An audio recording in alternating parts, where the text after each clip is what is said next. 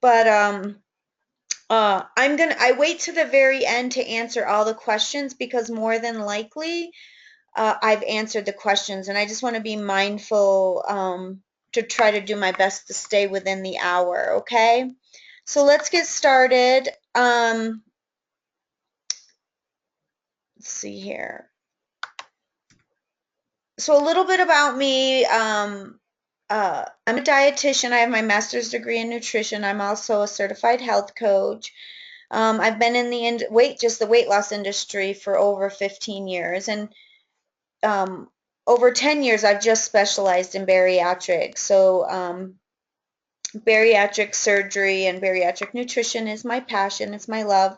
I'm also a certified NLP practitioner, and that's neuro-linguistic programming. It is a form of mind body. So, you know, as probably most of you know, just being on diets and stuff, that you can know what to eat and have a guideline and all of that, but then we end up eating uh, for other reasons other than physical hunger.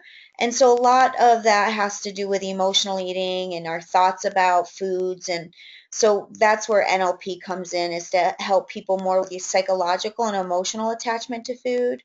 And I got into all of this to really help myself. I was morbidly obese, heavy from a child, and lost weight 2, 3 times, but would always gain it back. And so, I started in the field of nutrition to want to help myself, but then found that just knowledge of nutrition isn't enough. So, and that's where I started to get into more of the mind body work. I would write this down if you guys have any questions. This is my email, prudence@sources.com. So go ahead and write that down. Feel free to email me anytime. We do have another dietitian. Her name is Kelly. So if you've already been in contact with her, feel free to, of course, email her questions as well. Uh, so the purpose of the pre-surgery diet, a lot of times people get confused. They think it's just about weight, and it's not. So you will lose weight as you do this, but that's not the goal. The goal of this surgery is to actually remove the fat around the liver, to shrink the liver, to make the surgery easier, decreasing the chances of complications. Your surgeon will have to lift your liver to do the surgery. So obviously, the smaller it is, the easier that's going to be. So the big thing with the pre-surgery diet is processed foods and anything that has sugar in it, because our glycogen storage, which is sugar storage, is stored in our liver. So we need to cut the sugar out so we can deplete the liver of all of that storage, and then start to decrease the fat in the liver as well. One of the beginning questions people say, well, when do I start? How long do I have to be on it? This varies. It's going to depend on your BMI, or your body mass index. The average time frame is 2 weeks, but I've seen somebody as short as 3 days and up to 8 weeks. So some of the guidelines, if and it really depends. Like the person that is doing it for 8 weeks has a BMI, I think it was 71. So, but if you're over 50, so if you're between 35 and 49, you're going to be on it about 2 weeks, a BMI. But if you're over 50, it's going to go up to 3+ weeks. And if you're under 35, then it's going to go down less than 2 weeks. But your coordinator, once you get ready, you pick your date and you're ready to go, your coordinator that's assigned to you, they work directly with the surgeons, and they'll give you the exact time frame that you need to be on it. But this is just a general guideline for you guys to know. And of course, it won't hurt you to start earlier. I mean, there's so many behavior changes that happen, and that need to happen. So the sooner you start, the easier you make your transition. So the general overview of the pre-surgery diet is 2 to 3 protein drinks or protein shakes per day. Um, you can have as many vegetables, raw or cooked, as you want. Those are unlimited, and you're going to have 1 to 2 meals. There's going to be 4 ounces of lean protein, which would be your chicken, fish, even lean ground beef, and then some fat and of course, as much vegetables as you want. So it's either, I think I have it on here. So the actual meal is going to be, I just went over this. So the actual meal is going to have, in each meal you're going to have your healthy fat. So these are examples: salad dressings, oils, nuts, avocado, olives. But you want to make sure you have a fat each meal. And the reason for this is that by doing this, there's not obviously there's not much or calories in vegetables, and there's really not that many calories in protein either. So the way you can get your calories up so you can stay satisfied is through taking in healthy fat. You can have berries or a half a banana in your protein shakes. I prefer that you do frozen berries because frozen berries have the least amount of sugar. You cannot do dairy, so no regular milk at all. Not lactose free, just no regular milk because milk is high in sugar. So you either can do unsweetened vanilla cashew milk or almond milk or coconut milk because these are all I think they have about a gram of sugar or less. But you just got to make sure that you get the unsweetened. If you get the regular ones, then yeah, they're higher in sugar. So it's going to be really important that you read food labels. And going back a little bit, so the way this is going to work, you're going to have to figure out what works best for you. If you want to do 2 to 3 protein shakes a day and 1 meal, or if you want to do 2 meals and 1 to 2 protein shakes, that's fine. I mean, really, the most important thing is to not take in the sugar. So whatever works, if you'd rather have real food and eat actual 2 real meals, that's totally fine. So looking at your protein drinks. So, really you can get whatever you want just as long as you find a few guidelines, you follow a few guidelines. So the first thing when you're looking at your protein powder, you want to make sure it has at least 10 grams of protein. If it has less than that, you don't necessarily need to throw it away. You're going to have to double up.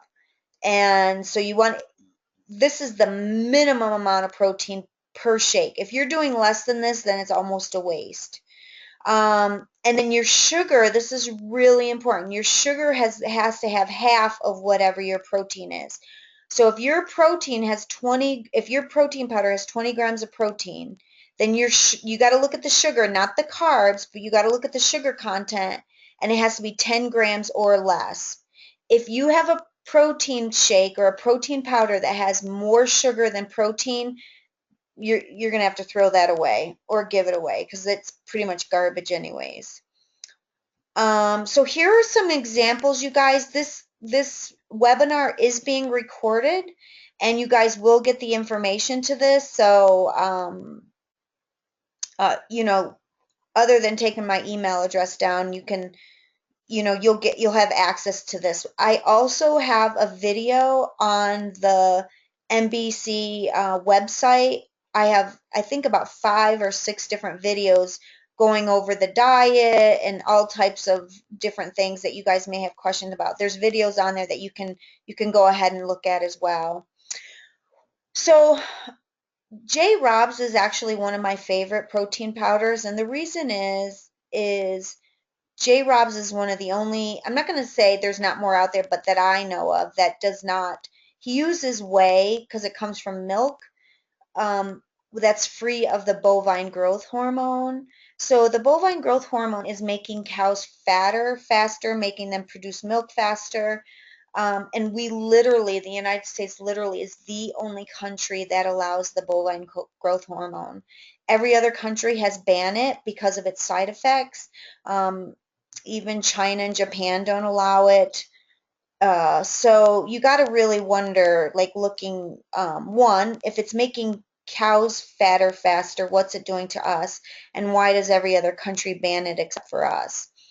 Um, I like unflavored because, after a while, you're doing a protein shake most days of the week, and this is something that's going to be for the rest of your life. So you have to say, if you get chocolate or something, you're going to get bored pretty quickly. I like unflavored just because you can create so many different types of flavored shakes so you don't get sick of the same thing over and over again. Now, you're pretty modified for pre-surgery, but post-op, um, you get to be more, you get to add more variety into your diet afterwards. So that's why I recommend unflavored. When you see isolate, this means anytime you see the word isolate, it's telling you that it's the purest form of protein. So a lot of protein powders might only have like 80 or 85% protein, and isolate has 95% or more pure protein. This is another brand. And I break it up. All these the one that I'm showing you, I use myself, and so. This is a vegan-based one. It has rice and peas in it. So this is just another option of one that I would recommend. And then another vegan-based Sun Warrior is great as well. And the thing I like about Sun Warrior is they have sweetened versions, and they don't use any artificial sweeteners. The sweetener in Sun Warrior is stevia, so that's definitely going to be a healthier choice than your sugar substitutes. So these are three of the top ones that I recommend. And just to kind of give you, so you can see the difference, I definitely am a dietitian that promotes whole foods. So if you look at the left-hand side, this is kind of a generic protein powder, and look at all the crap in it. I mean, it's like mostly, some sort of chemicals or additives, carcinogens, cancer, which is cancer causing, sucralose is the sugar substitute. Now look at the right-hand side, purium. You don't see any additives and preservatives. This is all herbs, all whole food based. And because after surgery, you guys are going to be taking in such a minimal amount of foods, you really want to make sure that you're getting nutrient dense foods. Purium is definitely a very, very top notch protein powder. Another thing to look at, you guys, is again, we talked about the food label, so just reviewing. So if you look at the left-hand side, and see, this is where food labels can be deceiving. A lot of times special K is associated with weight loss, eat my cereal, drink my shakes and lose weight. And then it says protein shake. So you can just not look at the food label and think, okay, special K is good. It's good for losing weight and it's a protein shake, and you pick it up without looking at the food label. But then you go to the food label, and it's awesome that it's got 5 grams of fiber. That part is great. But if you look, it's got 10 grams of protein and 18 grams of sugar. So based on the guidelines I gave you, is this something you would want to take in?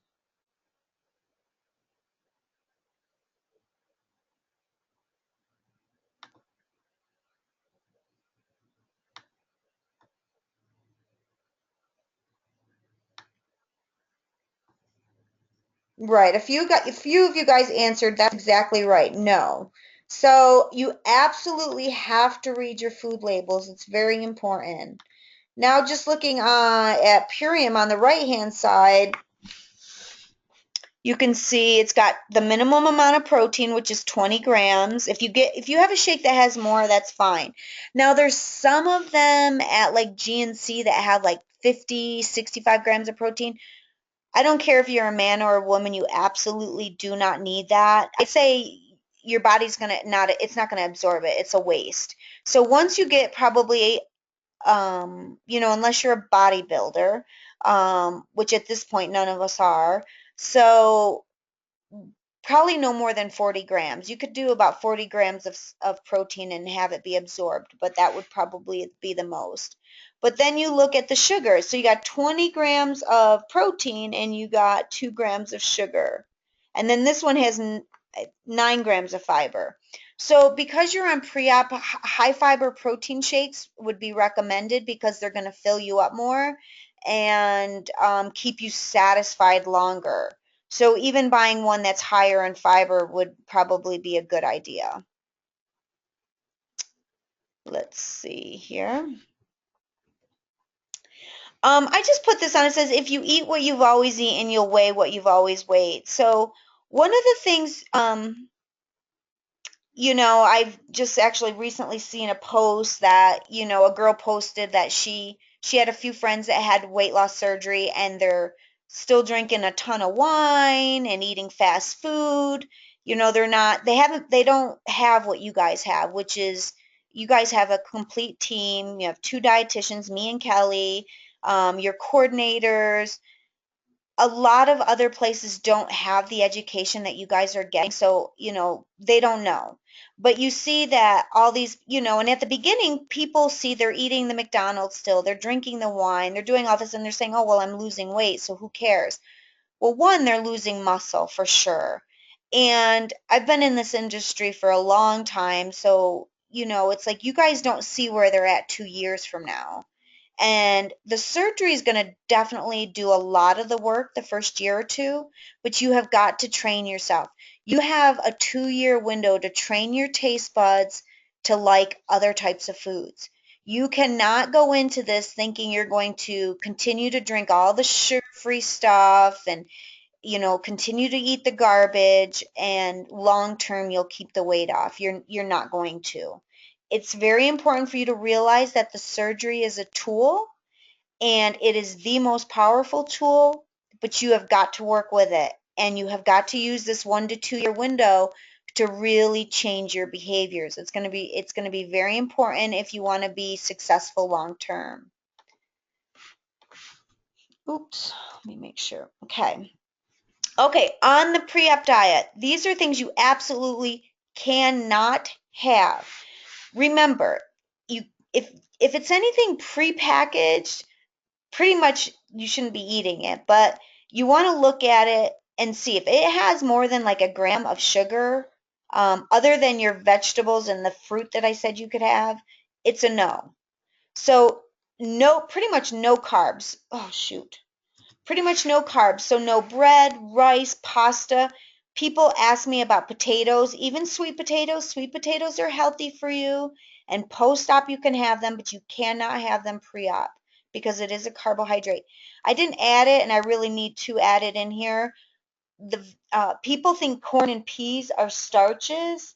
They think they're vegetables. They're not. They're starches. So no peas, no corn, no refined grains, no sauces with sugar. So spaghetti sauce, no spaghetti sauce. It's loaded with sugar.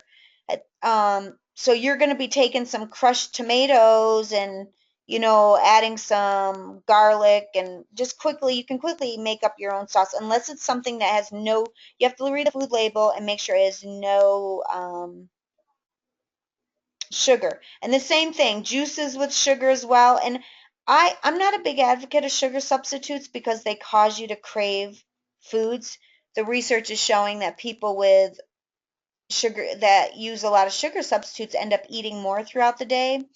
So I would recommend, if you're wanting something other than water or herbal tea, to get like vitamin water or Sobe Life water, because those are sweetened with stevia, which again is going to be a healthier option than sugar substitutes. For sauces and stuff, this is one of the best I love. Tessemae, you might want to write this down. Tessemae, they have all types of, not just salad dressings, but marinades for your meat, your chicken, your fish.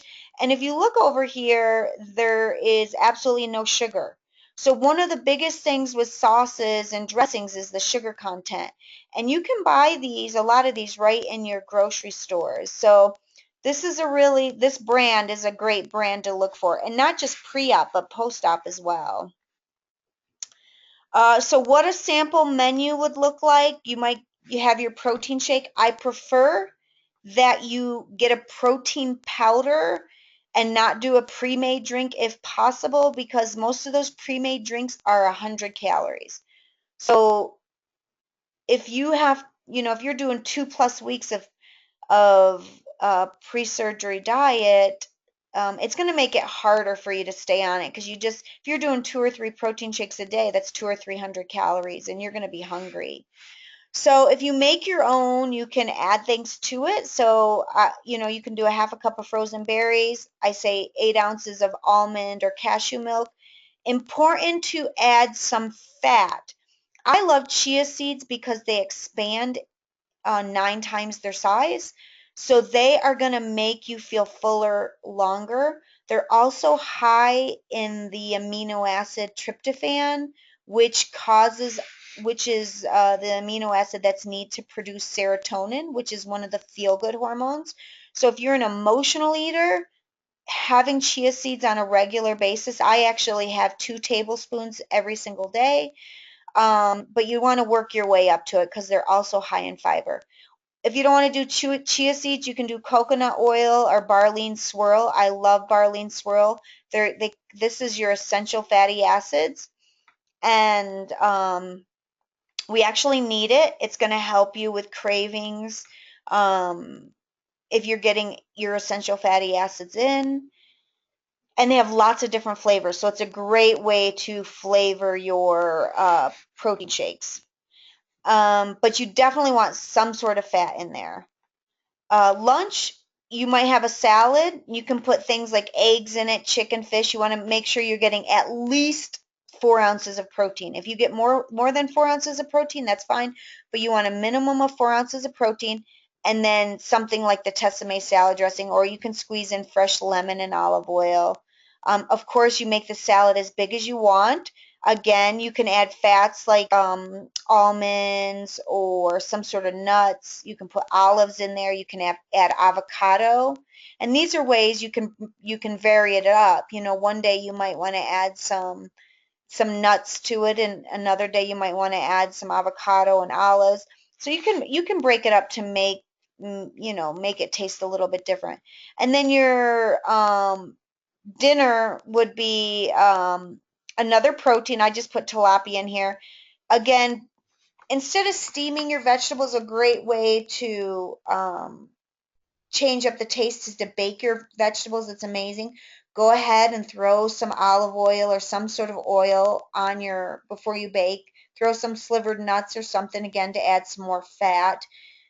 By making sure you have a fat at each meal, this is what's going to help you stay satisfied the longest. It's really important. I see people that will do the pre-made shakes. They'll email me and say, "Oh my God, I'm starving," and they're doing like 2 pre-made protein shakes a day, which is 100 calories, and then they're doing like a salad. So they're only eating like 500 or 600 calories a day, wondering why they're starving. So you got to make sure that you get your fat in. Now, let's say you follow this plan and then you're like, man, around 8 o'clock at night you feel hungry. It's okay to add another protein shake in. So if you have 2 meals and 2 shakes a day, that's perfectly fine. Um, this is another way where it's a little bit different. I said 2 meals and 2 shakes. I just talked about that. So, this is another protein. I use hemp protein and high fiber. This one is, like I said, I have like 3 or 4 different types of proteins. I vary it up because I have at least one protein shake, if not 2 shakes a day. So, and I've been doing this for years. So I like to have a variety. But this particular protein, and hemp has a good protein, but it also is a good amount of fat too. The one thing with hemp protein is it's for somebody that's really looking for health. It's so pure that it doesn't taste horrible, but it tastes healthy. I'll put it like that. So if you're looking for some milkshakey type shake, then this is not probably for you. But if you're looking to kind of detoxify your taste buds and get your taste buds looking, getting used to healthier options, then this would be great. But this brand has 13 grams of fiber in it. So, and 20 grams of protein. So this really helps you stay full. So again, I'll add a tablespoon of coconut oil. I use, see where it says unsweetened almond milk. I add in chia seeds, so I'm adding two fats here. I add in my chia seeds. I add kale. And then for you guys, you're going to do one or the other. You're not going to add both. So you can either do a half a cup of berries or half of a banana. But the difference is a half a banana probably has, I think, 28. So probably around 16 grams of sugar a half a banana does, where a, a half a cup of berries has 7 grams of sugar. So your berries are always going to be your best option. I make a soup. This is starting to get warmer out now, so I'm not sure if you guys really want to do soups, but this is an all vegetable soup. You guys can eat as much of this as you want. This recipe comes in your pre-op meal plan. So you can make this and keep it in the fridge, and when you feel like you just need something, you can have the soup because you get unlimited vegetables. Another soup I make is a red pepper soup. It's just got red peppers and onions in it, and then a little bit of oil and balsamic vinegar and a bunch of seasonings. The point is again, this would be unlimited. So, and this soup actually is fabulous. It's amazing. And but if you want to, if you want different things, you can easily Google to find some recipes. That's the point of me is, just making sure you're prepared, thinking, okay, if I just feel like I need something, because you're drastically changing to a pretty strict diet, you want to make sure you have some vegetables on hand. A lot of times what I'll do too is I'll take like 8 peppers, the red, the yellow, the orange, I'll cut them up, and I'll just spray like the olive oil spray and some seasoning, and I'll bake them at 350 for 40 minutes, and I'll put them in the fridge. And those are great to munch on. And again, you can have as many of those as you want. This kind of would be what it would look at. So this, this is a tilapia, your protein, and then a big portion of, you can see the grilled red peppers and broccoli. So this would ideally be, you know, and more than likely there's some sort of olive oil on there. What you need to cut out, all carbonated beverages. So if you're on this call and let's say you're not starting pre-op for another 2 to 3 weeks, I would definitely start weaning yourself off of soda. Do not wait until the day you have to start pre-op to do all this stuff. The stuff that I'm going to go over now, you can start now. I don't care if you are a month out from pre-op. So start weaning yourself off the sodas, very important, or anything carbonated with bubbles. Start weaning yourself off the caffeine. The reason for this is coffee is very acidic. I get a lot of questions saying, well, can I do decaf? It is not about the caffeine. It's about the acidity of the coffee. And you guys have to understand that your body, the more acidic your body is going into surgery, the more problems you're going to have afterwards. So one of the side effects after surgery is acid reflux. And if you're on the Facebook support page, you're going to see people say, "Oh my God, I barely can drink any fluids. I feel sick to my stomach. I can't get the fluids in." Most of that is because of acid reflux. So the way you can prevent that is creating an alkaline environment. So the more sugar you have, because there's no way of us knowing whether you have followed the diet or not. The way I know is that afterwards, if you're having a lot of problems with acid reflux, with diarrhea, more than likely you did not follow the pre-op. So following the pre-op diet not only shrinks the liver, but it makes your life so much easier afterwards. The people that are really follow the pre-op diet 100%, they have minimal to no problems because they've created an alkaline environment, because they've cut out the caffeine, they've cut out sugar. Sugar is very acidic to the body. So fried foods, that stays in your system, causes diarrhea afterwards. So a lot of times if you've had, let's say you go through what I call the Last Supper syndrome, and you feel like you got to eat all these foods right before surgery, well, you don't have the digestive enzymes after surgery. So that's where you see a lot of diarrhea afterwards, because that fat that you've just taken into your body a week prior still has to come out. So the more you follow the pre-op diet, the better. And it's not easy to get off of caffeine, so that's why I say wean yourself off. There is a product that I absolutely love. It's called Ticino. So that's Teecc, I think INO. Google it. You can order it online, or you can get it at like Whole Foods. It is an herbal coffee, and it has all different types of flavors. It has even regular roast, but it's non-acidic. It's a great alternative to coffee. Another big thing that I would start doing now, this is probably one of the hardest things for people to do after or to do with surgery, is to not drink with your meals. We call this the 30-20-30 rule. So that means no fluid 30 minutes before you eat, the 20 minutes while you're eating, and the 30 minutes afterwards. Why is this important? Well, early on, if you drink, then you're not going to eat. You're going to find, I know it's hard to imagine now, but you are going from the size of a flattened football, that's the size of your stomach now. You're going to go to about the size of your thumb, and it's going to expand to about the size of a small egg. So if you drink something, you're not going to be able to get your food in. And believe me, it's very, very, very easy to become dehydrated after surgery. And it's very, very, very easy to become malnourished if you don't follow what we're telling you to do. So that's why it's important to not drink with your meals. I will tell you, I did not have bariatric surgery, but because I specialize in bariatrics, I decided, a long time ago, I wasn't going to tell you guys to do something that I don't do. So I don't drink soda. I used to love soda. Um, I don't drink any sodas at all. I do not drink with my meals as well.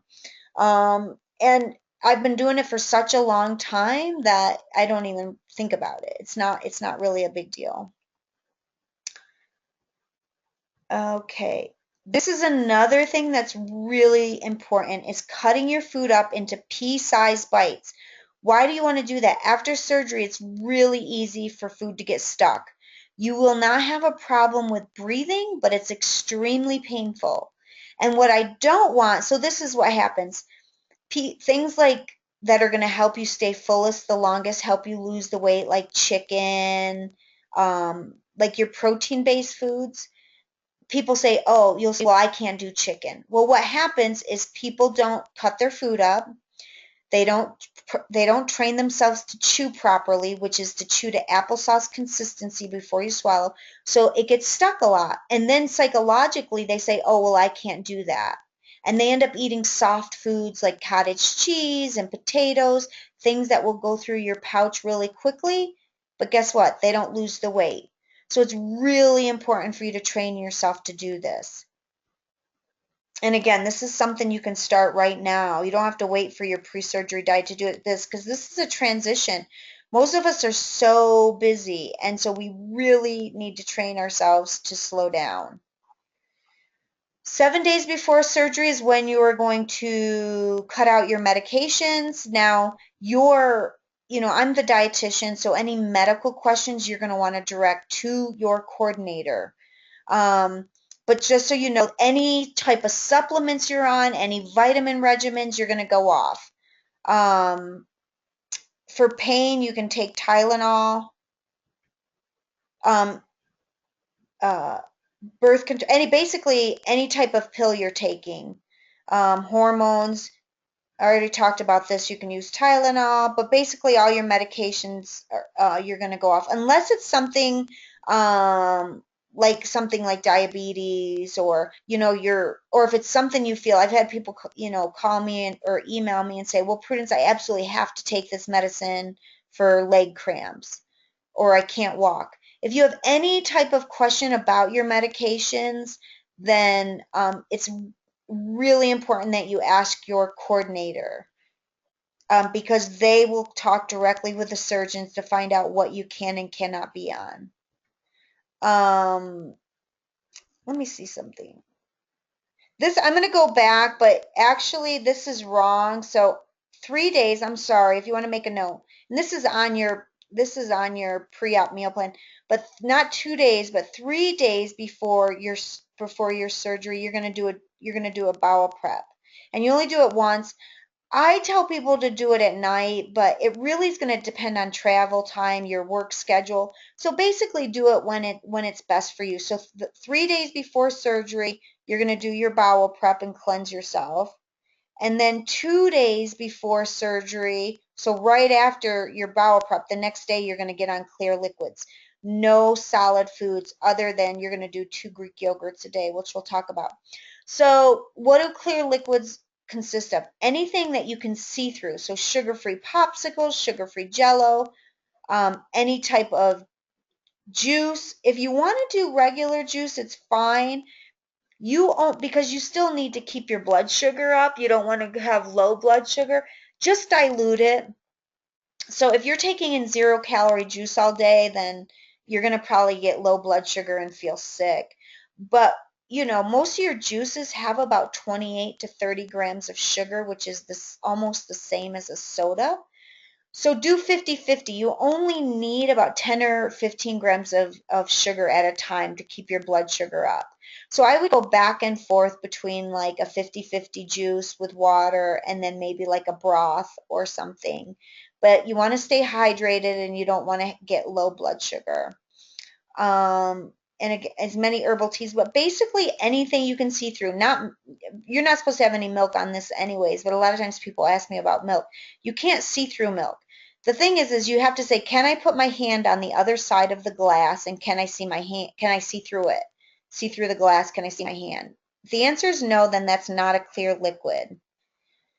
People ask me about clear liquid proteins. There are clear liquid proteins like Isopure. You do not need proteins. Basically, it's 2 days before surgery. We're trying to clean your system out, but keep you hydrated. So you do not have to worry about clear liquid proteins at this time. The other thing that you need to have is 2 Greek yogurts a day on those 2 days. Why? It says here you can have, flavored ones that, as long as it doesn't have the fruit in it. I prefer plain if you can get it. It's going to be the best for your system. You have to look at this as like medication. The reason we're having you do this is because of the healthy bacteria. This helps in the gut, helps prevent diarrhea after surgery, and the purest forms are going to be your plain Greek yogurts. And of course, they're the lowest in sugar. Sugar causes you to possibly have diarrhea after surgery. So the lower amount of sugar is always going to be better. Now, if you absolutely are like, I absolutely cannot have plain Greek yogurt, um, you want to do, and you might want to write this down, probably the best brand is by Dannon, and it's called 000. It is sweetened with stevia. It's not sweetened with sugar substitutes, and it's got the highest amount of protein to sugar ratio with that's flavored. So if you're not going to do plain Greek yogurt, I would do Dannon 000. And remember, the laxative is on the third day, not the second day. And then 8 hours prior to surgery, this is where you're having nothing at all. Where really now you're getting ready for surgery. If you're not already on our Facebook support page, I highly recommend it. It's a private group. Our entire team is on the Facebook support page. So you can ask nutrition questions, you can ask medical questions, and um, always tag us. If you have a specific question for a specific person, just tag us in the post. And then you have a great support team of everybody on there. Especially for pre-op, I really like it because one, we're a big family and you don't feel like you're doing this alone. The other thing is you can learn the people that are going to be down there the same time you are. You constantly will see people posting, uh, who's going to be down there on this date. And so you can connect with people before you even get down there, which makes it really nice. Um, you will not start taking your vitamins until um, at least a week out when you're on thick liquids, but you want to start preparing. You need bariatric specific vitamins. It's really important. If you have any questions about the vitamins, I'd be happy to talk to you about that. But I have a video on the NBC site specifically about vitamins and vitamin deficiencies. But if you go to our website today and you can use Save 20 today, you get a 20% discount on the vitamins for being a part of the webinar today.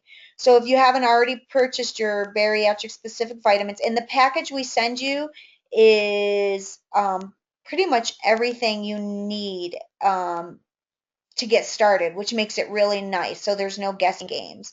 So go to the website and check it out.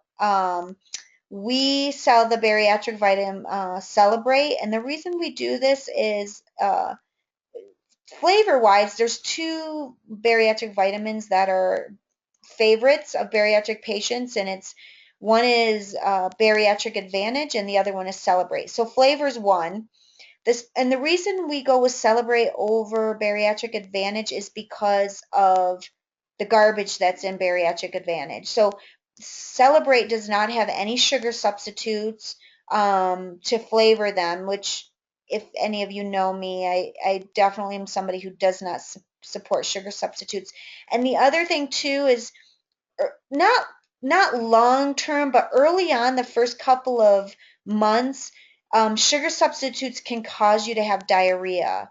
So that's one of the things that people find they have a lot of diarrhea, and I'm like, oh, does your vitamins, does your shake have sugar substitutes? And once they get off the sugar substitutes, the diarrhea goes away.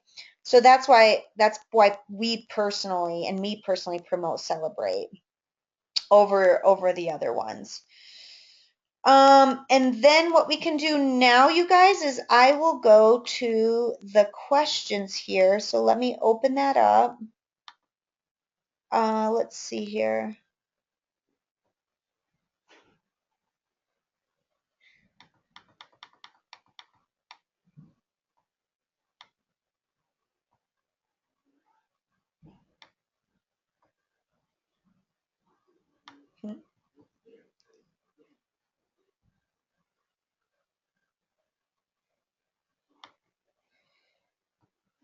Let's see.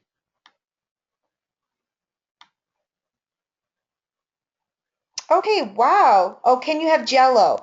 So this is the first time ever that I have not had anybody ask any questions. Michelle, yes, so you can have sugar-free Jello on pre-op. Now remember, there's no nutritional value to it, but sometimes having a sugar-free Jello once in a while helps you stay focused. That's, some people say. So if it's going to help you, then absolutely. Somebody is asking about hot sauce. Just look at the label. You can have it if it doesn't have any sugar on it, but go to if you have a hot sauce that does have sugar, go to Tesame's, and I'm pretty sure they have a hot sauce that you can buy. The most important thing with anything that's packaged um, or bottled is the sugar. You always have to look at the label, and if it has more than 1 gram, then you can't have it. So it's just better to get something like the Tesame's that naturally doesn't have any sugar in it. Let's see. Tinker is saying, I was wondering if we could make cream-based soups using the almond milk. What about making breads with coconut flour or almond flour? I would say for pre-op, no, with the bread. You really want to post-op, these are great ideas. As far as the milk, as far as the soups, yes. As long as you're not putting any sugar in the soup, as long as there's no dairy in the soup, then that I'm totally fine with that. So, And if you do that, please share the recipe because I would be interested to know how that tastes.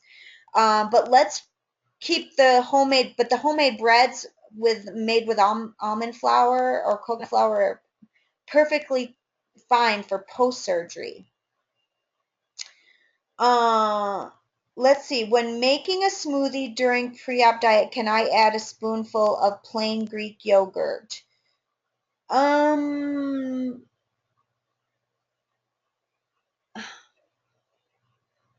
Technically no.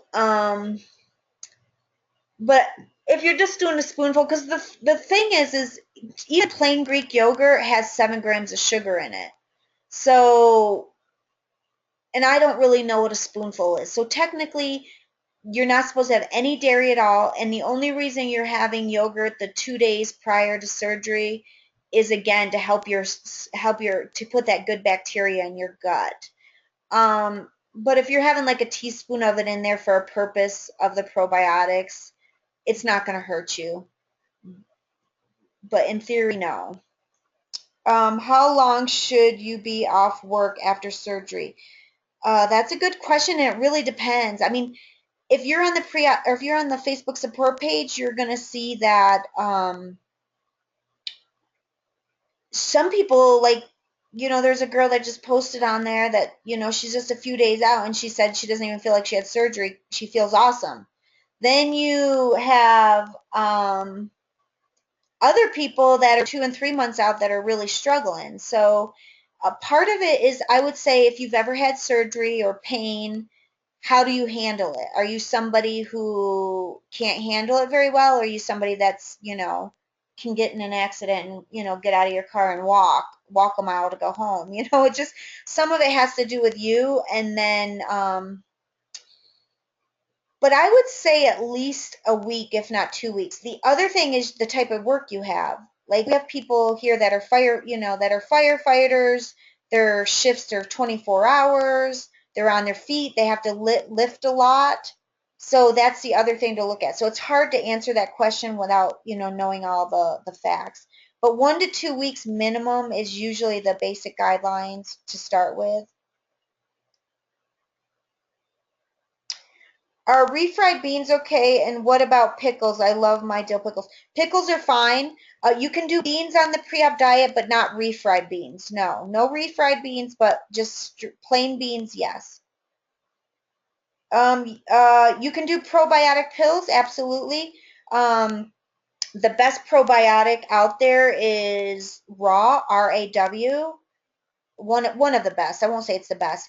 And if you're going to do a probiotic, you need to make sure you're doing at least 50 billion units for it to really make a difference. So Raw is a great brand, and you want something where you're doing 50 billion units. But remember, even with the probiotic, you have to stop that 7 days prior to surgery. Do you need someone to go with you? No. There are people that go by themselves, and again, I definitely would encourage you to um, get on the Facebook support page and reach out to the people. So it's just much better you go and you already know people. So if you connect with people on Facebook, then you'll feel like you are when you go down there, you'll have already built a relationship with people. What would be the best laxative for the third day? You know what? That's more of a medical question. You can, I'm trying to, I see all types of things on the Facebook support page. I don't know if there really is a best one, but if you want to ask your coordinator or Jennifer is our medical liaison, you can shoot her an email, and her email is jynipher@sources.com. Her name is spelled a little different. So jynipher@sources.com. You can send her an email and ask her, or you can post on Facebook, and you'll get the answer there too. Are there any spices that should be avoided, like ginger? No. Use as many spices as you want. That's where you can be creative with your food, and ginger is so good for you. And that's really good for your stomach too. I actually take fresh ginger. This is just just kind of healthy habits to get into, like uh like I was talking to you guys about creating an alkaline environment in your body. Like, even though lemon is acidic, like an acidic food, it's alkaline in your body. So just heating up water, plain water, and squeezing real fresh lemon in it. I do that every single day. That's great for creating an alkaline environment. Um, all and ginger is just great. I'll like heat up, I'll take about fresh ginger and slice it up and boil a whole bunch of that, and I'll drink it warm and cold. Let's see. I'm a shift worker. I get really hungry during night shift. Is it all right to eat during the night? I work 12-hour shifts. Yeah, I work a lot with people that work at night, and I will tell you it's not impossible, Michelle, but it does make it harder for people who eat at night. I don't know if you're wait, if you're working the night shift, it doesn't make it harder to lose weight. Not that it's impossible, but you just have to figure out when you're eating. Like, you can't eat all night and during the day. So if I would say, wherever you're eating, you can do 2 meals and 2 to 3 protein shakes a day. So however you want to break that up, and then you can eat as many vegetables as you want.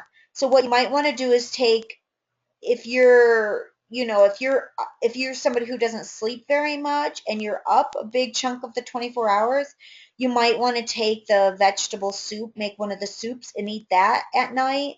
Like, so you have one protein shake and then a big bowl of soup.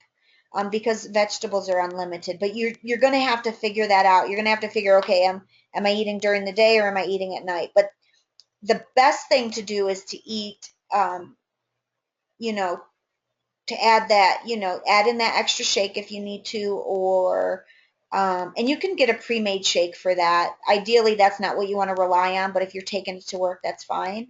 And then just do some sort of vegetables. How long before can you start to work out?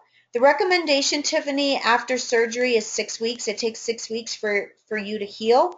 But again, it's going to depend on you. You're going to have to see how you feel. If you are somebody who is not getting in 800 calories, you don't need to be doing anything other than walking, because you're going to actually hinder your weight loss. You're going to make it worse.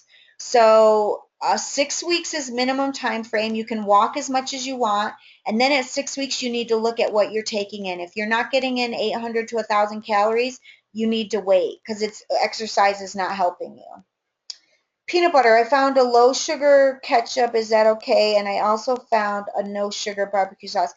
Uh, Low sugar is not okay. I don't know what low sugar is. No sugar is fine. So if you look at it, if your ketchup has more than one gram, I'd say no. Peanut butter is a no. There is a product called PB2. So P is in Paul, B is in butter. So peanut butter, and the number 2, PB2. It's a powder. And you can, if you want to use that to throw in your shakes, that's fine, because that has 1 gram of sugar in it. But regular peanut butter, no. If it has more than 1 gram of sugar, the answer is no.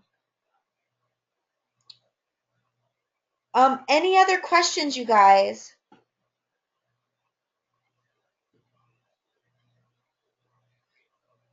Well, thank you for being on the call. Remember, this is being recorded, so you guys will have access to this. If you want to access the 20%, go ahead and go to the website and check out the vitamins. Get prepared for that, because you will start taking those 1 week after surgery. Feel free to email me any questions you have, and be sure to get on the Facebook support page. It is a private group. None of your friends will be able to know that you're on it. Only the people in the support page can know that you're in that group. My email again is, let's see here. I had it prudence@sources.com. Let's see. It was on the first page. Oh, here we go. So there is my email if you want to copy that down. Prudence@sources.com. Any other questions, you guys? Oh, and the other thing, um, oh, you can't see it? How weird is that? Oh my goodness. So it's P as in Paul, RUD as in dog, EN as in Nancy, CE, my name, Prudence, and the @ sign, and then sources, SOURCIS.com, prudence@sources.com. And what else?